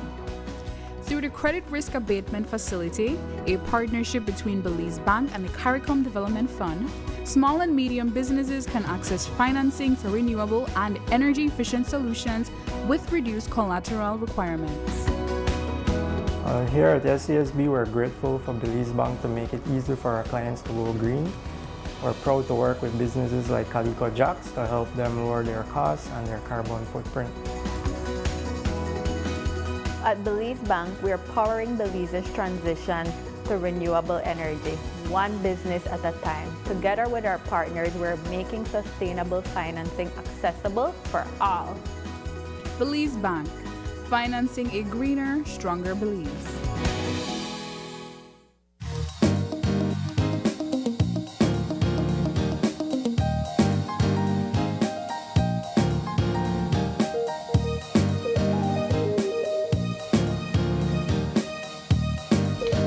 Welcome back, and thanks so much for sticking with us. We are joined by the ladies from the 59 Belize Lions Zone 59, and they're here to talk to us about their 47 years of commitment. Joining us, we have Indira Mejia, and she is the Vice Zone Chair for Special Zone 59 Belize, and she's also the President of Sub-Umbra Floreo Lions Club. Good morning. Good morning. And she's joined by Shahira Young, and she is the Special Zone 59 Belize Leos and Cubs Advisor. She's also the advisor for the CEO's Sub-Umbra Floreo Lions Club. Good morning, ladies, and thank you so much for joining us. So Lions Zone 59 is celebrating 47 years, but before we get into the celebration, you have Lions Club, you have Lions Cubs, you have Lions Zone 59, you have Sub-Umbra Floreo. Let's talk about the different divisions that you're here representing. So I am the Vice Zone Chair, and this year my club has the honor of hosting the 47th Annual Convention, which is a big task. It is a moment where Lions from all over Belize, as well as around the region, convene, and we plan for the next upcoming Lionistic year. We select a new Zone Chair. Okay. However, this year, Belize has now been upgraded to a provisional district. We're on our way to become a district, meaning that we will be a part of a bigger, we govern ourselves, so to speak, you know. And we were a district way back when, and somehow we lost some clubs, and now we have grown. So in order for you to become a district, you got to grow. So you have to have more clubs. So you have to have more members serving. And every Lion across Belize has contributed to this. Every club. Our club, we have chartered a brand new club, the Police Lions Club. So we are a part of that growth as well. What does it mean to be a Lion, and the work that you guys do to serve the communities that you guys represent? It means everything, Isani. If you're someone that loves to give back to people, to the community, but you want to do it in a setting that is non-political, Lions is the place for you to be, because we go out into the communities, we see the needs that the communities have, and we serve them. So we have different pillars: hunger, childhood cancer, diabetes, the youths, environment, mental health is now a part of our pillar. Vision is one of our main pillars, so we have a close working relationship with BCVI, and Lions support vision with the UN Charter as well, through WHO. And so Lions around the world, there is so much that we do. I find that the impact in serving the community through the Lions Club, it's been extensive, and we've seen it over the past, 47 years. Yeah. So let's talk a little bit about your involvement, Shahira. Okay, so you hear that we have a zone. So yes, there's a lot of Lions in Belize. We have the Belize City Lions. We have our club, which is the Sobomra Ferrero. We have Bemapan, San Pedro, Ladyville. We have so many Lions, about 9. So that's why we have a zone. Our task is to make sure that each club is doing what they're supposed to do, make sure everyone is visible and doing impact in the community service. Alongside that, we have the Leos, who are the youths. We have the Alphas, ages 12 to 18, and the Omegas, who are 19 to 30. And we can say for the past 2 years, they have been visible in the community, doing so many impact, especially this club, we're only 2 years, right? Very new and doing big stuff in Belize. We're becoming a region, so what does that mean? There will be more club farming in Belize, so you guys can be a part of the Leos Club. That means more club will have to be formed in Belize, so we could have a bigger district and more hands coming to help Belize City. 47 years. So this predates you guys in terms of membership and community service. But what are some of the milestones that you could readily point to in terms of major projects that the Lions Club has completed, or the kind of assistance that would have turned certain communities around? Actually, Sane, Lions is in Belize longer than 47 years. So it started with a group of members from the Pickwick Club, and then that fell through, and in 1973, the Belize City Lions Club was rechartered again. So it's been way longer than 47 years. But the visit of Dr. Patty Hill, who is our past international president, is one that everybody in Belize, every citizen, whether you're a Lions or not, should be very proud. This is the highest office at Lions International. She has held that office. She also was the LCIF coordinator. And a lot of people don't know, but Lions Club, we give a lot of grant funding. So we funded the building where we host BCVI. There is the San Pedro Polyclinic. There is so many other things that we do, and her visit to Belize means that there will be more help for Belize, you know, and more projects. I met a mother who spoke to me, and she was like, I was talking to her about Lionism in Belize, and she was like, would you guys help me to advocate for mental health? She has a child who is suffering from mental health condition, and she explained to me that the mental health facility in Belmopan only could house 4 persons at a time. And so it's projects like that that we could expand that building where there is more capacity to host more people. And her visit, she's going to have a sit down with the Prime Minister, and that's an opportunity as well for government officials, although we are non-political, for them to speak about the needs that we have in Belize. She's going to do a flyover of the Blue Hole, because we are big on the environment as well. And as you all know, the sargassum issue has been affecting our members in San Pedro. It's a health issue as well as it's an issue for tourism. And so her visit is not just symbolic, but it's a visit whereby Belize could benefit more from her visit. So let's talk a bit about that, and when are we expecting her, and what all, and you talk about her visiting the Prime Minister, she's going to fly over the Blue Hole. Do you have any other plans for her? So she's going to go to Alton as well, and we're doing an official ceremony for her. She's arriving on the 4th of March.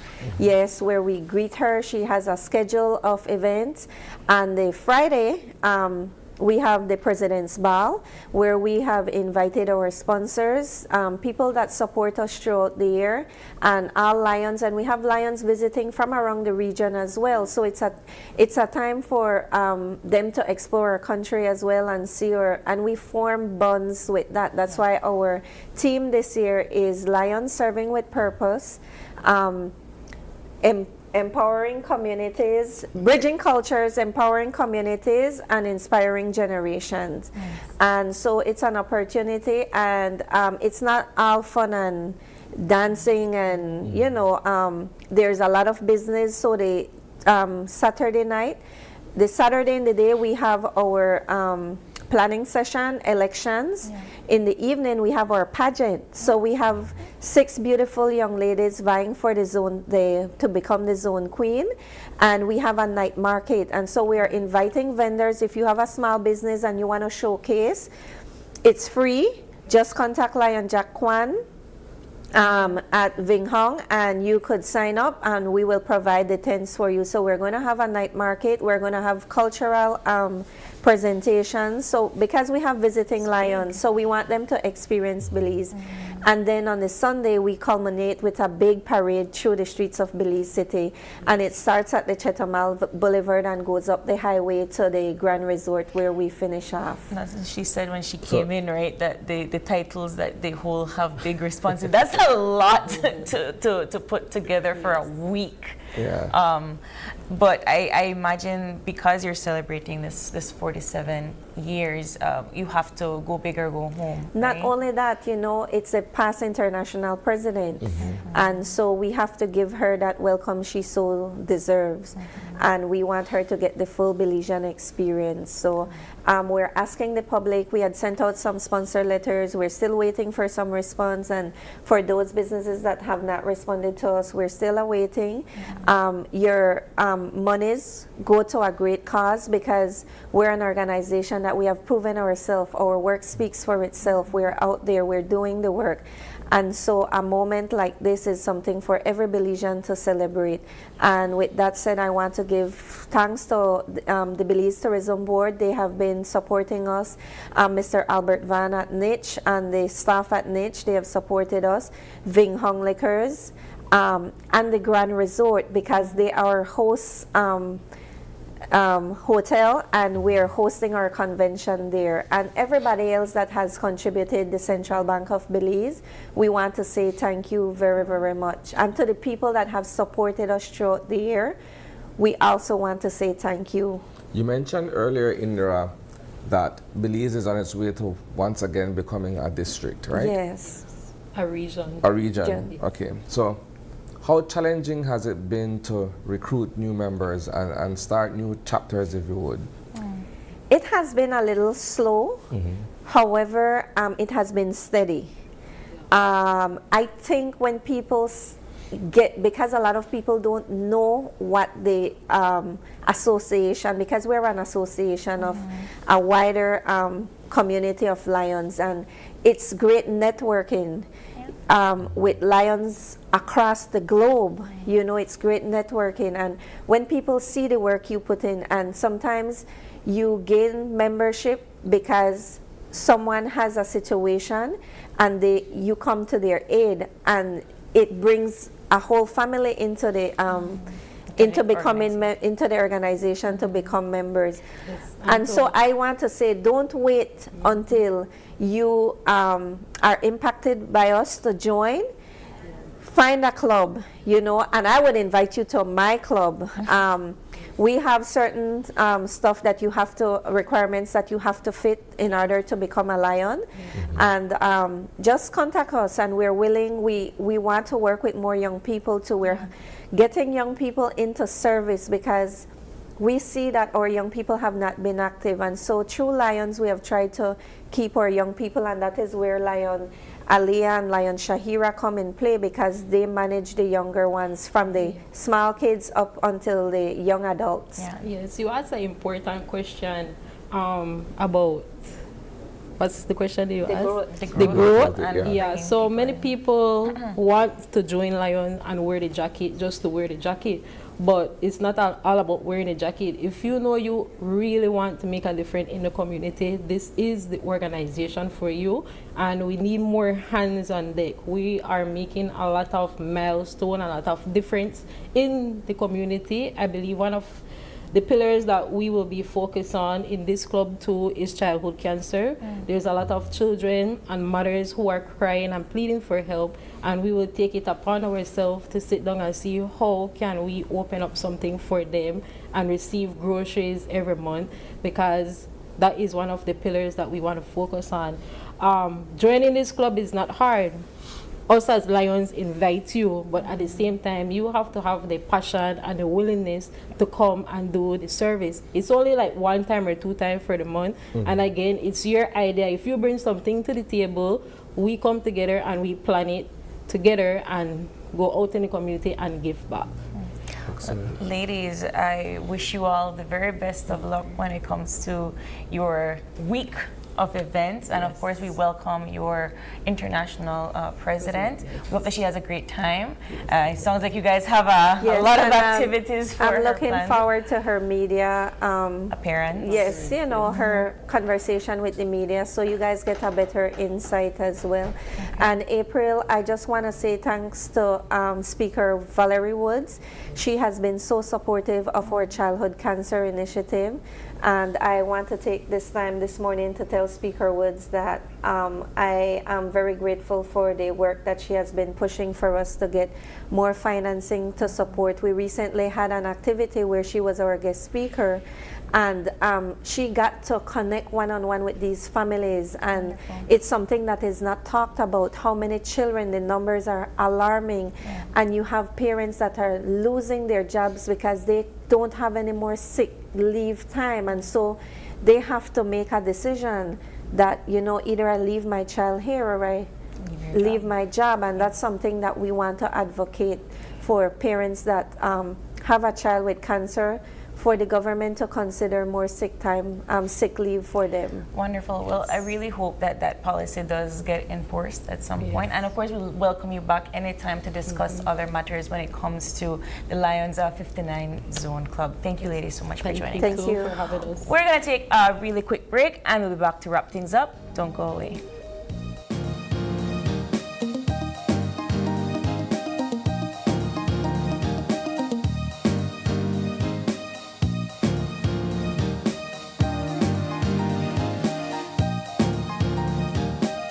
Updated your information recently? Well, kick off the new year as a winner. RF&G Insurance is giving you a free chance to win every month. Entering is easy. Just chat with us on WhatsApp and update your information. That's it. You'll be automatically entered into our monthly raffle for a chance to win awesome prizes. Don't wait. Message us on WhatsApp and update your info today. RF&G Insurance. It pays to get it right.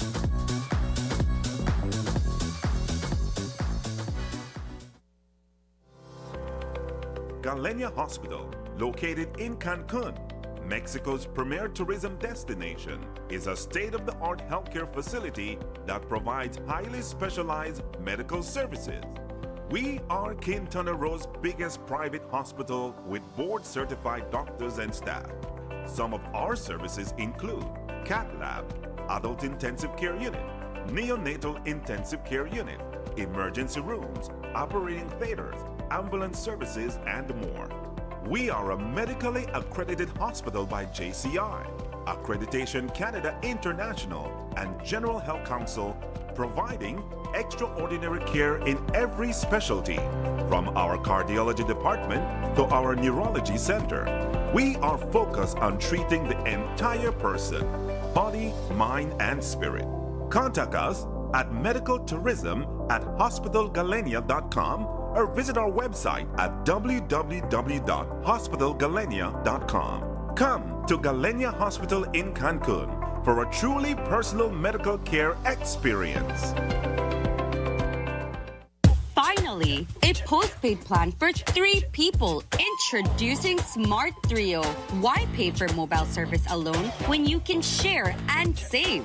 Get unlimited national calls, text, plus 100 gigabytes of shared data. And the best part? It's only $135. That's right, as low as $45 per person. Perfect for small families, couples, or close friends. Smart Trio. 3 lines, 1 smart choice. Sign up now and you could win a Trio getaway to San Pedro for 3.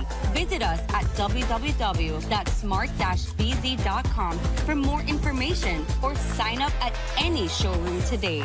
Smart, bringing people together.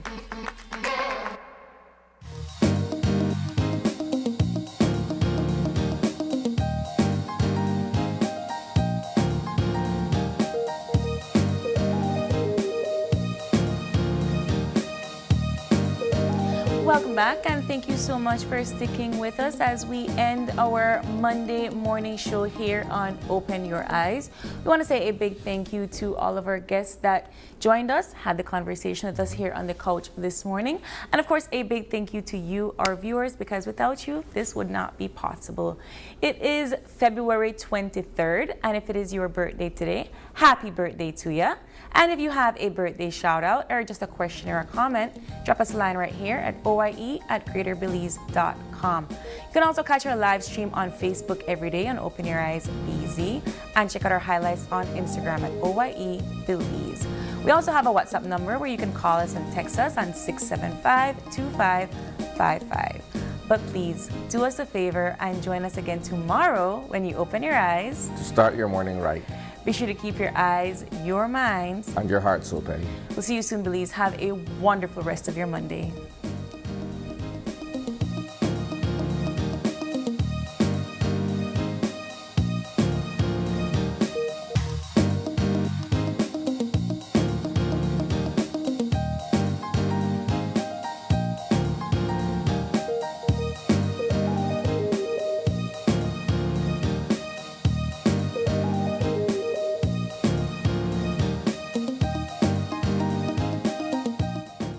Open Your Eyes was brought to you by the Belize Bank, our country, your bank, and Smart, bringing people together.